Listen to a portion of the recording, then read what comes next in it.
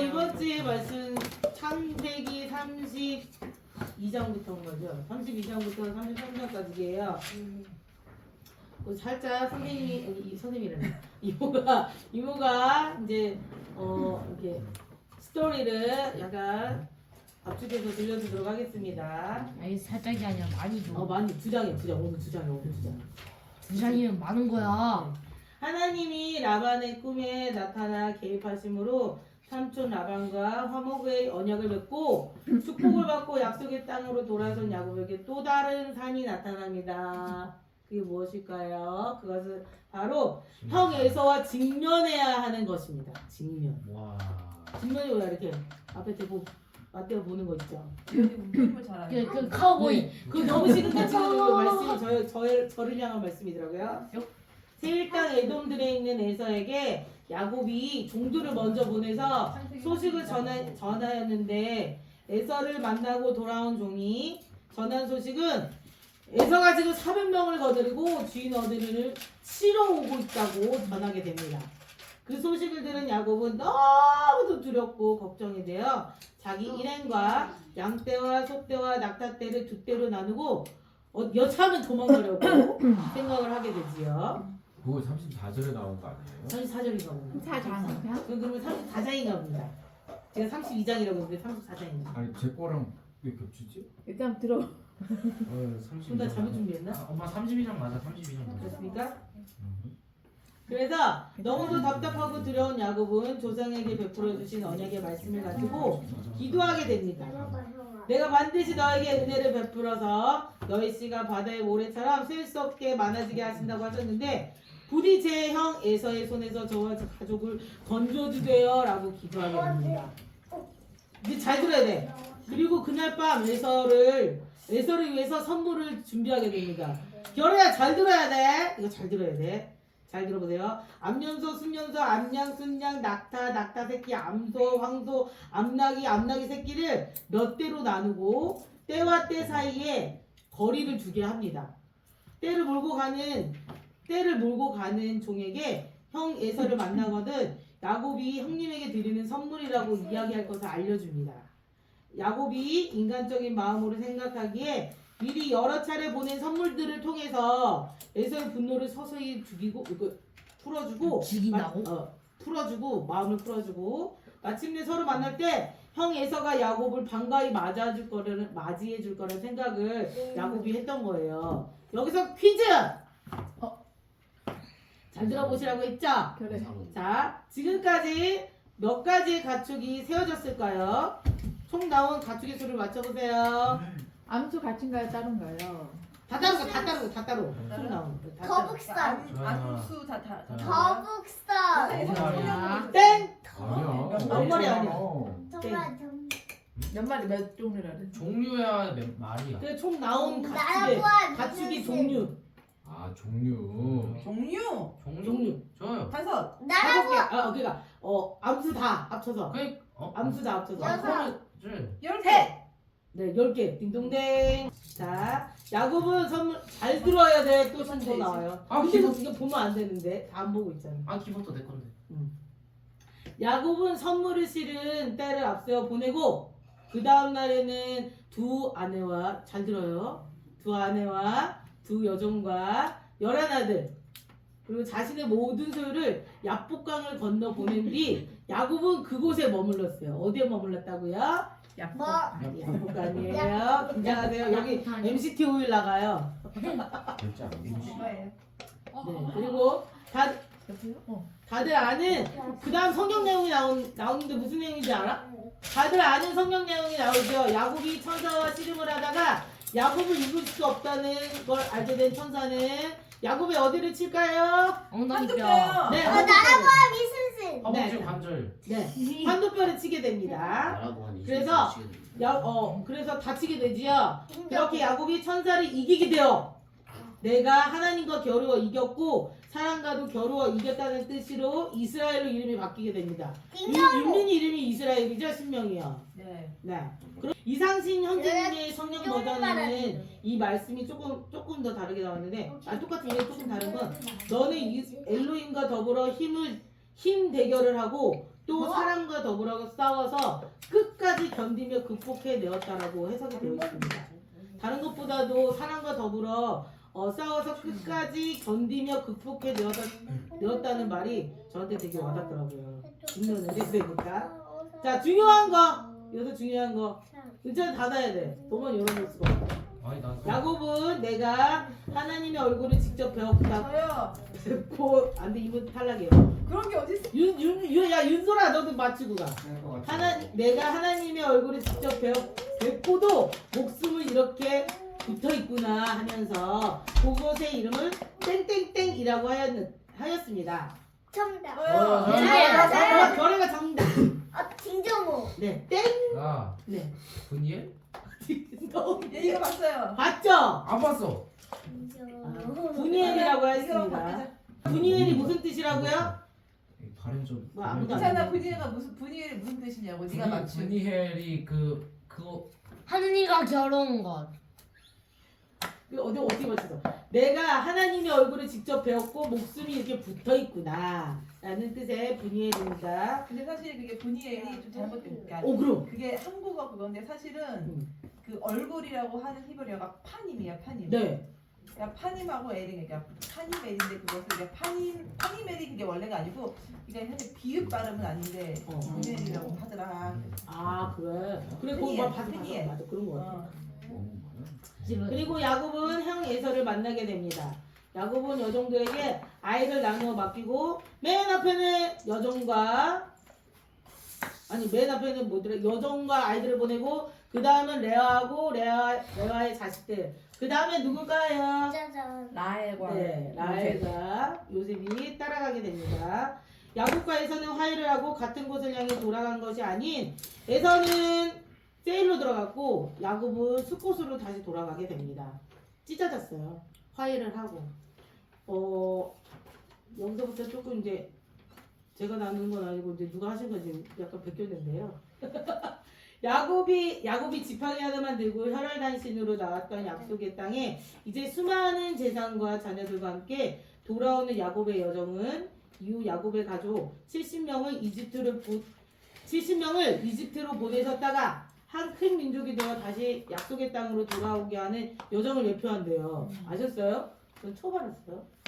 그리고 또 하나는 야곱의 가정이 약속의 땅으로 돌아오는 것은 이후 수많은 하나님의 백성들이 마지막 날에 에덴 동산을 중심으로 돌아와 예루살렘을 중심으로 회복된 에덴 동산에서 하나님의 킹덤을 이루는 것을 예표한다고 합니다. 이것도 처음 알았습니다. 킹덤이 무슨 말이에요? 하나님의 나라. 킹덤 왕국. 하나님의 왕국. 그래서 저는 성경 말씀을 계속 읽으면서 계속 생각하게 됐던 것이 야곱의 직면이에요. 직면. 야곱은 20년 전에 형을 피해서 도망쳤지만 결국은 다시 형 앞에 서야만 했습니다. 너무 괴로운 것 같아요. 야곱은 형 에서가 자신을 죽일 것이라고 직감을 하고 있었습니다. 왜냐? 엄마 리브가가 분명히 야곱을 보낼 때는 에서가 좀 풀리면 엄마가 연락을 할 테니까 그때 돌아와 라고 했는데 엄마한테 연락이 없었던 거예요. 그래서 야곱은 종들을 마미 스타일. 아니 엄마가 죽을 때까지 연락이 없었던 거예요. 야곱의 종들이 에서를 만나고 와서는 최악의 소식을 전했죠. 뭐라고 했냐면 주인의 형 에서가 당신을 죽이려고 400명을 데리고 오나이다 라고 해석이 되었는데 그거 아까 전에 말했잖아. 그렇지. 다른 성경에는 이렇게 적혔대요. 왜 에서가 반복을 400명을 거느리고 돌아오고 있다. 오더이다라고 했다는 거예요. 죽이러 오는 게 아니라 그냥 오고 있다는 거라고 적혀 있대요. 근데 여기서 만나다라는 히브리어는 카라라는 단어로 쓰였는데 이 단어는 호의적으로 만나다. 또 하나는 적대적으로 만나다. 두 가지 뜻이 있기 때문에 그 야곱이 헷갈린 게 아닐 거라는 그런 그치. 얘기가 있습니다. 그러니까 이 단어만을 통해서는 에서가 야곱을 맞이하려고 오는 것인지 죽이러 오는 것인지 알 수가 없었다는 거예요. 하지만 야곱은 종들의 보고를 듣자마자 심히 두려워하고 떨려 했습니다. 왜 그랬을까요? 정답. 왜 두려워하고 떨려 했을까요? 그래. 미술실이 줄어서. 땡! 뭐냐면 정답! 야곱이 아직까지 이 문제에 대해서 극복하지 못하였기 때문에 두렵고 떨리는 마음, 답답한 마음이 있었다는 거예요. 그래서 그의 생각이 복잡해졌기 때문에 이것을 해결하기 위해서 미리 갖가지 방법, 자신의 생각으로 재산을 나누어 보기도 하고 때와 때를 나누어서 형님한테 갖가지 이렇게 선물을 보내서 마음을 좀 얻어볼까, 자기 생각대로 그런 것들을 이제 경우의 수들을 많이 준비를 해봤던 거죠. 어찌할 바를 알지 못했던 그는 결국 어디에 담았을까요? 아까 어디에 담았다고 했더라? 약복. 그렇죠. 자, 여기다 문제. 얍복은 무슨 뜻일까요? 얍복. 엄마 근데 어린이 얍복강 맨날 우리 많이 들었잖아. 모르겠어요. 이번에 그거 듣고 깜짝 뜻을 놀랐어. 생각을 안 해봤네. 야, 히브리어 원어가 뭐예요? 얍복의 뜻은 모르겠어요. 아니요. 얍복. 뭐예요? 그 죽음의 가. 네.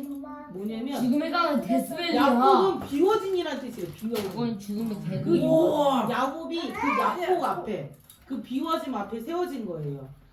거기에 남아가지고 하나님과 씨름을 한 거예요. 삼촌 라반으로부터 아내들도 얻고 자녀들도 얻고 많은 소유를 얻었지만 죽음과 생명 앞에서는 그는 아무것도 없는 자라는 거예요. 잘 갔다 와. 빠바이. 잘 갔다 와. 인간적인 방법과 자신의 것을 꽉 움켜쥐고 있던 야곱은 결국 그것을 비울 수밖에 없게 됩니다. 그 약복강 앞에서 다 보냈잖아. 그 약복강을 건널 때 자신의 재산도 가고 자신의 가족도 다 갔잖아. 남은 건 누가 하나? 야곱 혼자였던 거예요. 그는 그 자신의 모든 것을 비우고 문제에 직면하기 시작할 때 그는 하나님의 얼굴을 대면하게 보게 됩니다. 아까 분이엘이라고 했죠? 푸니엘? 분이엘. 잘해. 그가 직면한 것은 그가 직면한 것이 문제인 줄 알았는데 오히려 그 문제는 야곱이 하나님의 얼굴을 간절히 구하는 통로가 되었대요. 그거 이모한테 얘기하는 것 같아요.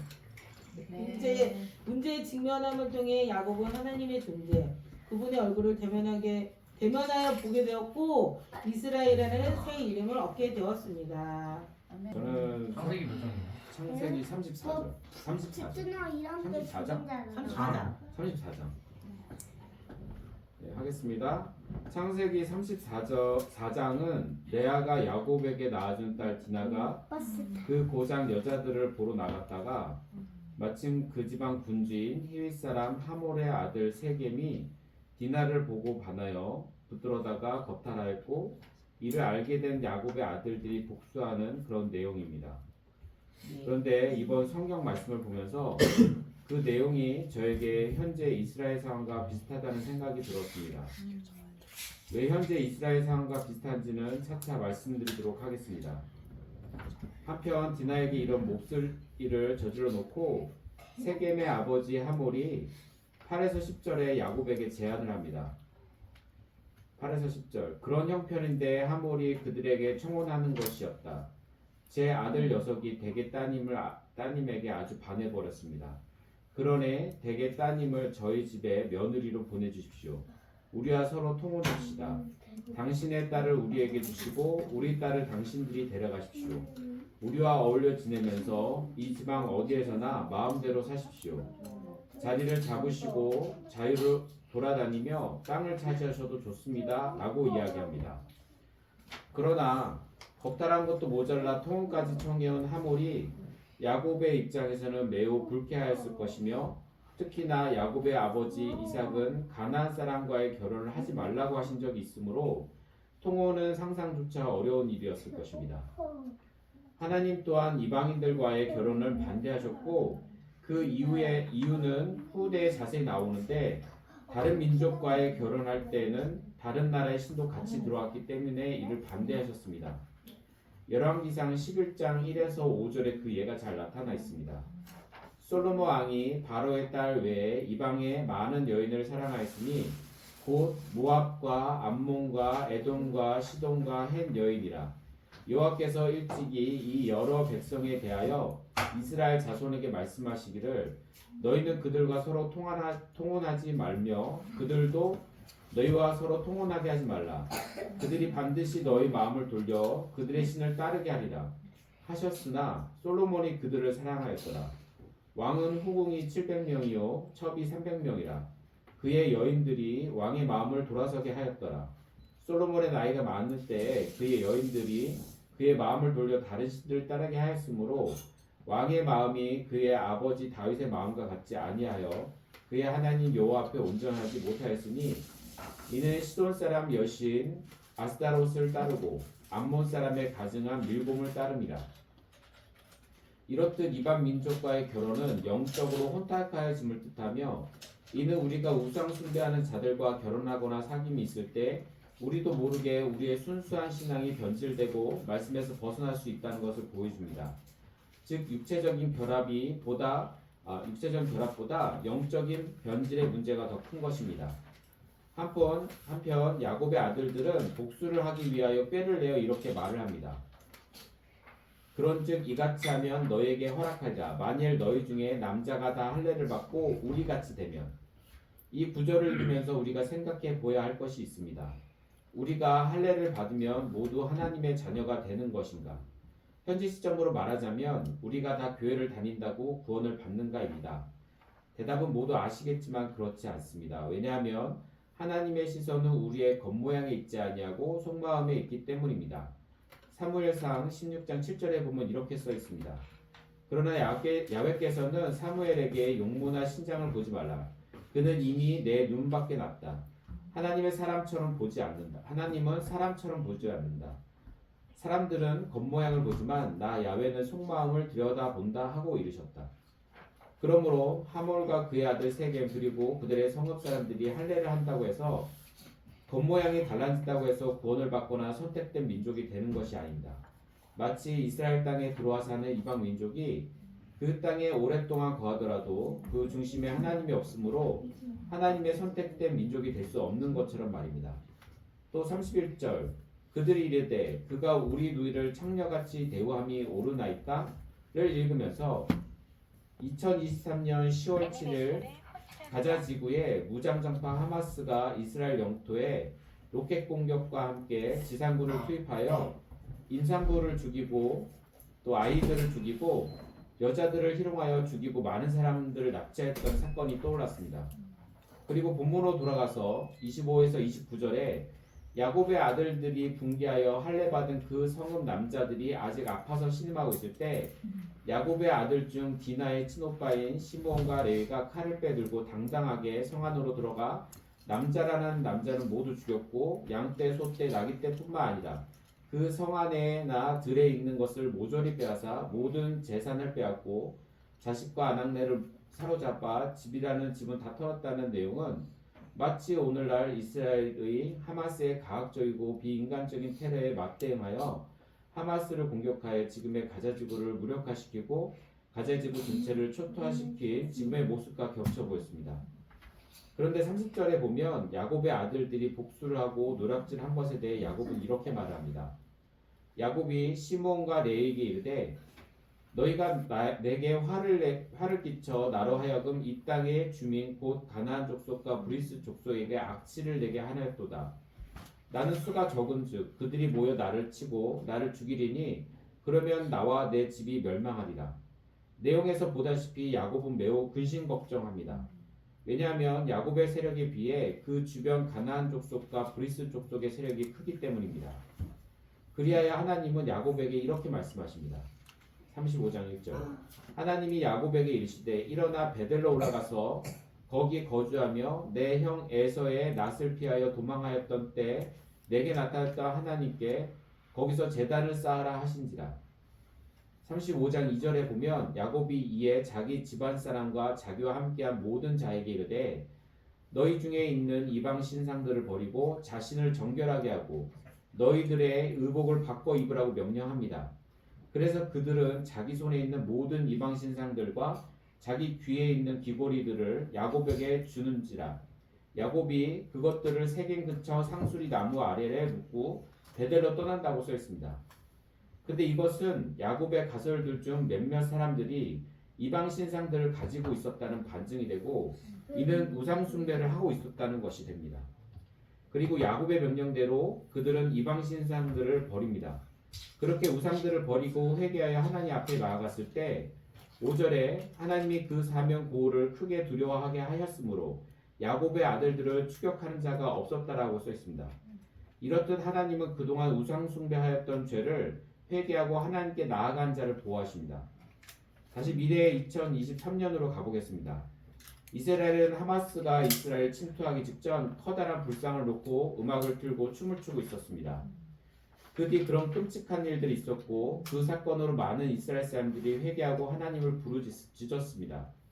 그 중에는 회개하고 지난날의 우상을 버린 사람들도 많았을 것입니다. 자신의 가족과 친척들이 잡혀갔으니까요. 그런데 야곱의 걱정처럼 지금의 이스라엘은 어마어마한 군사력을 가진 이란과 그들을 지원하는 하마스, 헤즈볼라 등 많은 세력들로부터 셀 수 없는 로켓포 공격을 받습니다. 전 세계 어떤 나라도 이러한 수백 발의 로켓포 공격으로부터 피해를 막아낼 수 있는 나라는 없습니다. 근데 이스라엘은 그 수백 발의 로켓포로부터 거의 피해를 받지 않고 보호됩니다. 혹자는 이렇게 말할 수 있습니다. 그것은 단지 운일 뿐이다. 한두 발 맞지 않았느냐고 말할지도 모르겠습니다. 또는 그것은 방어 시스템 덕분이 아니냐고 말할 것입니다. 그러나 그 방어 시스템을 하나님이 주신 것이고 그것을 완벽하게 하신 것도 하나님이 하시는 것입니다. 여러분도 듣고 보고 있듯이 이스라엘에 대한 하나님의 놀라운 보호하심은 정확한 사실입니다. 과거 야곱을 그리고 지금 이스라엘을 똑같이 정금과 같이 보호하고 계시는 것입니다. 여러분들은 어떻습니까? 야곱이 여러분에게 너희 중에 있는 이방 신상들을 버리고 자신을 정결하게 해야 한다고 명령한다면 여러분들은 어떻게 대답하시겠습니까? 예스. 내겐 우상이 없다고 말할 것입니까? 별이 뭐라고? 혹시 하나님보다 잘못했지. 핸드폰이 소중하거나 아니 별이 하지 마. 아니, 말씀보다 별이 핸드폰을 내 안에 모시고 살지는 않으십니까? 재밌는 거 하나 만들어줘. 하루 중 단 1시간이라도 재밌는 거. 하나님이 내 안에 없다면 네. 그것 또한 우상 숭배의 신상들을 가지고 있는 것입니다. 우리는 언제든지 야곱의 가솔들처럼 그렇게 미혹될 수 있는 나약한 인간이기에 날마다 회개하고 늘 깨어 있어서 지난날의 우상들을 버리고 하나님을 바라보아야 합니다. 그래야지만 하나님께서 우리를 정금과 같이 보호하실 수 있습니다. 끝으로 스가랴서 12장 3에서 6절을 읽음으로써 말씀을 마치겠습니다. 그날에는 내가 예루살렘을 모든 민족에게 무거운 돌이 되게 하리니 그것을 드는 모든 자는 크게 상할 것이라. 천하 만국이 그것을 치려고 모이리라.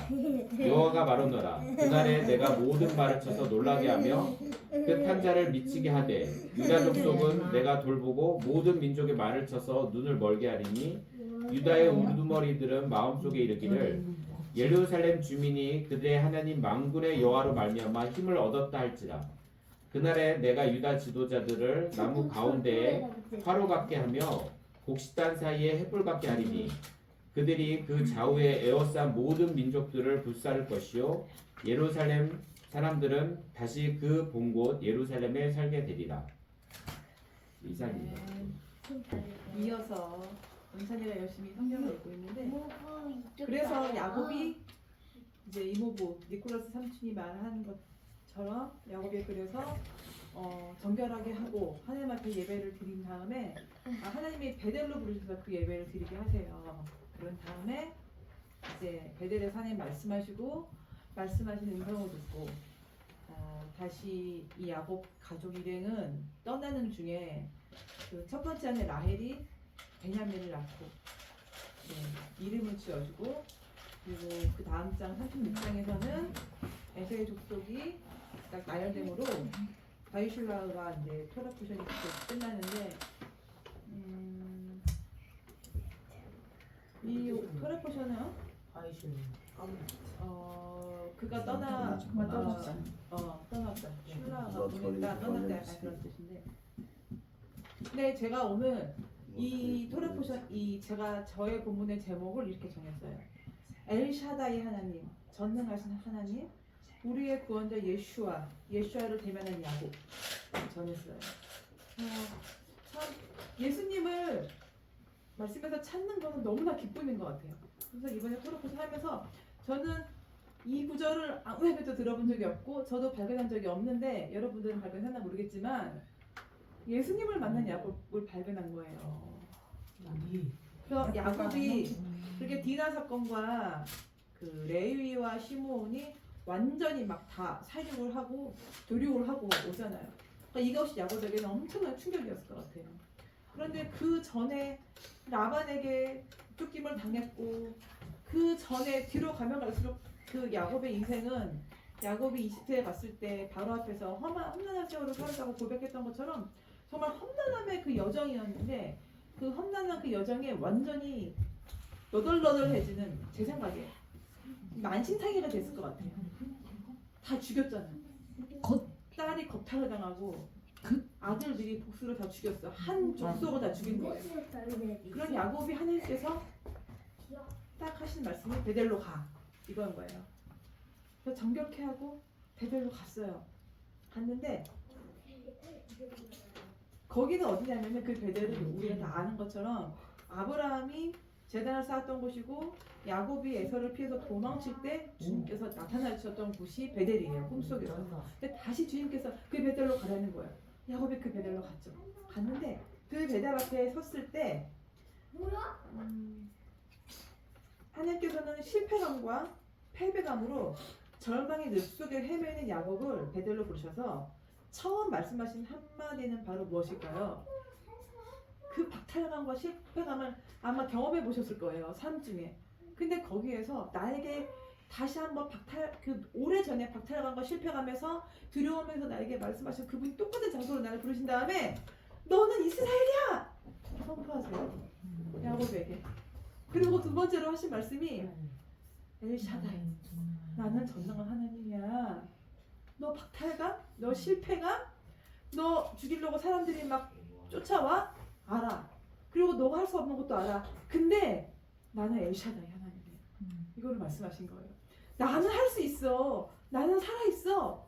그리고 내가 너한테 그리고 참 내가 이걸 보면서 너무 막 기쁘면서도 감동이 있었어요. 그 만신탕이가 된 야곱의 인생을 통하여 실패한 자식들을 통하여서 이것을 이루실 거라는 선포. 내가 야곱에게 생육하고 번성하라고 말씀하세요.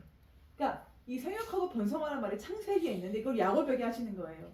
생육하고 번성해. 근데 이건 뭐냐면은 천지 창조하시고 만물에게 생육하고 번성해라 하신 것처럼 야곱에게 생육하고 번성해. 그러니까 우리 낳고 많아지고 이거 전에 하나님께서 생육하고 번성의 선포가 먼저 계셨던 거예요. 이 디나에게 그리고 레위와 시므온에게. 그 이후에는 르우벤이 아버지의 아내를 달아죠. 그런 이미 다 아신 주님께서 생육하고 번성할지어다라고 명령하셔서 그들이 생육하고 번성해서 이스라엘이 된 거예요. 그러면서 주님께서 이렇게 말씀하세요. 그 다음에는 그래서 그 백성과 그 생육하고 번성된 그 백성들에서 그 총회가 너희에게서 나올 것이고 그 백성의 왕들이 야곱의 어디에서 나와요? 허리. 환독뼈 위에 허리에서 나올 거래요.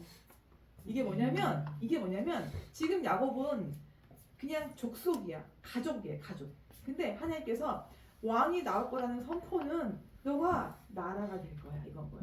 족속에 머무르지 않고 나라가 될 거고 그 나라에서 왕이 나올 건데 왕들이라 그래. 왕들이. 계속 왕이 나올 거야.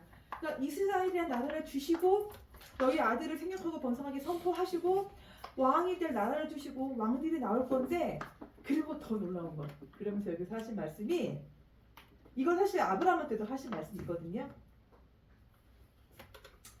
12장에 그리고 그 왕권 있는 나라는 바로 그래서 나라를 주실 건데 그리고 그 왕권 있는 나라는 바로 이 땅이야 라고 말씀했어요. 이 땅을 나에게 줄 거야. 그 왕권이 있는 그 나라는 왕들과 왕은 이 땅에서 나올 거야 라고 아브라함과 이삭에게 주신 언약을 말씀해 주세요. 그리고 그 다음에 그리고 그 후손에게도 주신다고 말씀하시는데 여기서 후손들이라고 하지 않고 후손이라고 나와요. 제가 원어를 찾아봤더니 이게 뭐냐면은 원어가 후손이 그 제라인데 제라가 3인칭 단수로 나와. 3인칭 단수. 3인칭 복수가 아니라. 근데 아브라함도 똑같이 하나님께서 후손을 줄 거라고 하시거든요. 근데 우리가 후손하면 이삭이 하나 있으니까 아브라함은 그럴 수 있지만 야곱에게 3인칭 단수 후손을 줄 거야. 후손 누굴까요? 예수님.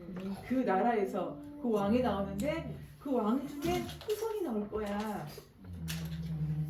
그렇게 말씀하십니다. 그리고 13장에 더 놀라운 일이 있어요. 그렇게 놀라운 일 없었는데 뭐. 이렇게 말씀하세요. 결국 다 어떻게 발견했지? 이후에 하나님께서 야곱과 말씀하시면서 계시던 곳을 떠나서 올라가시더라. 이렇게 나와요. 뭐라고요? 하나님께서 야곱과 대면하여 말씀하시던 곳을 떠나서 하늘로 올라가시더라. 이렇게 나와요. 너무 놀랍죠. 야포강. 아니, 베델에서. 베델에서 보면서 계셨던 하나님이 아니고 실제로 실물 육체가 되신 주님이 대화하고 떠나서 올라가신 거예요. 마치 베드로와 제자들이 승천하신 예수님 본 것처럼. 그거 누굴까요? 육체를 입은 우리 하나님 예수님이에요. 예수님이 여호와의 말씀 또 그렇게 믿어요. 아니 그 믿으면 안 돼. 그래야. 네, 이 육체를 입으신 하나님은 누구십니까? 바로 우리 구주 언약의 주체와 본체 되시는 예슈와 하마시아이신 것입니다. 그래서 이 사건으로 야곱은 완전 달라져요. 이 어떻게 달라지냐? 야곱이 이 사건을 경험하고 자 다시 에브라스로 갑니다. 거기가 베들레헴이죠. 가는데 가는 중에 라헬이 상처가 있어서 아이를 낳아요. 그리고 아이를 낳고 뭐라고 이름을 짓습니까? 베노니라고 지어요. 베노니가 뭐냐면 슬픔이라는 뜻인데 생각해보세요. 야곱은 자식들 이름을 지은 적이 없어요. 둘이 라헬하고 에서가 계속 싸워. 근데 야곱이 처음으로 슬픔 아니야. 베노니 아니야. 베냐민이야. 베냐민 뜻이 뭐예요? 벤 아들, 야민 손. 오른손의 아들 이게 뭘까요? 아들의 네, 오른손이라는 거예요. 이 아들은 오른손의 아들인 거예요. 그런데 베냐민이 태어난 것이 어디예요? 베들레헴이에요. 라헬도 첫 번째 아내로서 이 풍파, 모진 풍파를 거치면서 야곱처럼 만신창이가 되고 너덜너덜해졌는데 야곱은 베델에서 주님을 예수아를 대면하고 거듭났고 라헬은 계속 그 자리에서 아들을 낳았는데 슬프다. 아들 이름이. 근데 야곱이 그랬던 이유가 슬픔 아니야. 하나님의 오른손의 아들이야. 베들레헴이잖아 라고 선포한 거예요.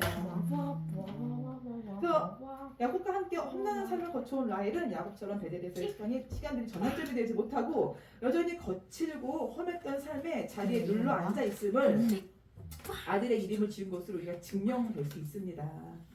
네. 네.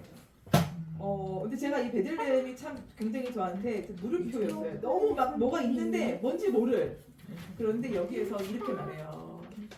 라마에서 예레미야에서 라마가 베들레헴인데 라마에서 라헬이 소리내서 울었다고 나와. 라마가 베들레헴이라고? 라마가 그 근처거든요. 그런데 그렇게 말하는데 마리아는 예수아를 낳고 기쁨의 창가를 불렀죠. 그러니까 라헬은 슬프고 우는 여인들의 상징이라면 예수님을 탄생하고 잉태하시고 탄생시키신 그 예수님 육체 어머니 마리아는 베들레헴을 야곱처럼 그런 하나님의 오른손에 아들이 품은 땅으로 선포하지 않았을까. 제가 나누면서 굉장히 큰 은혜가 있었고 너무 기쁨이 있었고 그 다음이 에서의 족보가 쫙 나오는데 여러분 아신 것처럼 헤롯 왕이 에돔 족속이에요. 그리고 헤롯 왕이 바로 베들레헴에서 태어난 아이들을 죽였어요. 네. 이 에서가 뒤에 나온 거는 사실 훗날 삽입된 거야. 왜냐면은 모세가 모르잖아 에서를. 에서의 그 후손을 모르니까 훗날 삽입된 건데 그 훗날이 아마 2차 그 포로기 그 바벨론 유수 끝나고 아니었을까 아니면은 유수 때였을까라는 추측을 많이들 하는데 참 에서의 그 족보가 뒤에 나오는 것도 놀라운데 에서의 족보는 에서로 시작해서 에서로 끝나요. 너무 놀라요. 하지만 이스라엘의 족보는 아담부터 예수아까지 이어져요. 거기에 에돔은 그냥 잠깐 등장하고 말아요. 그렇지만 주님께서는 후에 이 모든 족속을 하나로 모으시죠. 그래서 제가 말씀을 좀 하나 이번 주에 주님께서 너무 큰 권면의 말씀을 주셔서 선포하고 제가 이 언약의 말씀이 너무 놀라워서 이 언약이 계속 제 안에 흐르는 거예요. 토라포전하면서 왕들이 나오는데 이게 이 땅이라니 너무 놀라운데 그래서 저한테 우연히 말씀을 주셨어요. 여호와의 친밀하심이 그를 경외하는 자들에게 있으며 그런데 그 자들에게 언약을 그들에게 보이시리로다. 놀랍죠? 여호와를 친밀한 사람에게 경외하심이 있는데 그들에게 언약을 내가 보이신대요. 아브라함의 언약이 지금 우리에게 주시는 예슈아의 그 언약이에요. 이거로 똑같은 거예요. 이 토라포션 안에 우리가 이 샤밧을 그 어디? 5,000년도 그 전에 들었던 그 샤밧을 우리가 드림으로써 하나님께서는 선물로 아브라함에게 주신 그 생생하고 살아있는 그 언약을 주시고 또 하나 이 언약은 제 생각에 여호와여 주의 긍휼하심과 인자하심이 영원부터 있었사오니 주여 이것들을 기억하옵소서. 저는 영원하면은 어둡고 아무것도 없는 무예요. 그런데 영원 안에는 영원 전에는 태초에는 여호와시의 긍휼하심과 인자하심이 있었대요. 이것을 언약으로 믿고 싶어요. 이 언약은 영원부터 있었는데 저는 사실 이런 두려움이 있어요. 내가 너무 힘들 때 우주를 깜깜한 우주를 내가 방공을 이렇게 뭐 우주가 있고 동동동 떠다니는 그런 생각을 해요. 내가 그런 상태 같다 지금. 근데 박사라 대표님은 사막을 끊임없이 걷는 것 같다니까 각자가 다른 거야. 어떤 사람은 만방대에 떠있는 느낌을 받거든. 나는 근데 우주거든요. 아무 산소도 없고 아무것도 없고 인격도 없고 감정도 없는 어두움. 근데 나의 그 우주 같은 어두움에 인자와 긍휼이 있었구나. 네, 언약은 여러분의 것입니다. 언약을 우리가 취합시다. 찬양합니다.